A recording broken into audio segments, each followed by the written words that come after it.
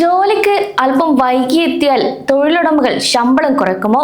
നമ്മളിൽ പലർക്കും ഇത് തോന്നിയിട്ടുണ്ടാകാം. കാരണം പ്രവാസികൾ പലപ്പോഴും യുഎയിലെ തൊഴിൽ നിയമങ്ങളെക്കുറിച്ച് കൃത്യമായി അറിയാത്തതുകൊണ്ട് ഇത്തരം കാര്യങ്ങളിൽ വലിയ ആശങ്കയാകാറുണ്ട്.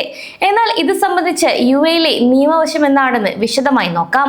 യുഎ തൊഴിൽ നിയമം അനുസരിച്ച് ഒരു ജീവനക്കാരൻ ജോലിക്ക് വൈകിയെത്തിയാൽ ശമ്പളം കുറയ്ക്കാൻ തൊഴിലുടമയ്ക്ക് നിയമപരമായി അവകാശമുണ്ട്.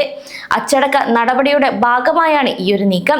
2021 ഫെഡറൽ ഡിക്രി നിയമ നമ്പർ 33 ആർട്ടിക്കിൾ 39(1) അനുസരിച്ചാണ് കമ്പനികൾക്ക് ഇതിനുള്ള അനുവാദം നൽകിയിട്ടുള്ളത്.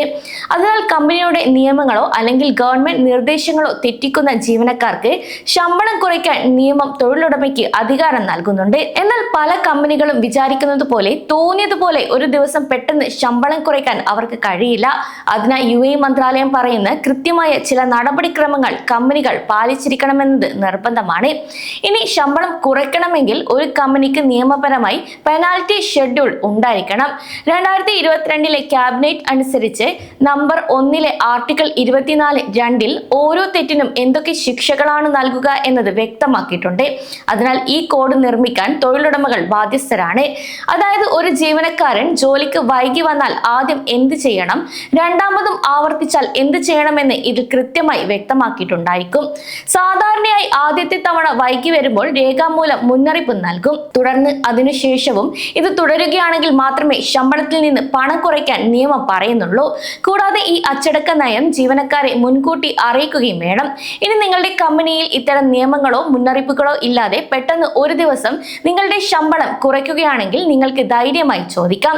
കൃത്യമായ കാരണങ്ങൾ ഇല്ലാതെയാണ് ഇനി ശമ്പളം പിടിക്കുന്നതെന്ന് ബോധ്യപ്പെട്ടാൽ യുഎയിലെ ഹ്യൂമൻ റിസോഴ്സ് ആൻഡ് എമറിറ്റൈസേഷൻ മന്ത്രാലയത്തിൽ നിങ്ങൾക്ക് പരാതി നൽകാൻ സാധിക്കും.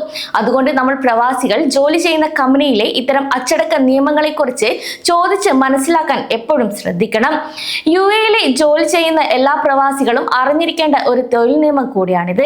കാരണം നമ്മുടെ അവകാശങ്ങൾ നമ്മൾ തന്നെ കൃത്യമായി മനസ്സിലാക്കി വെക്കണം. ആദ്യം ഇത് അറിയണമെന്നില്ല.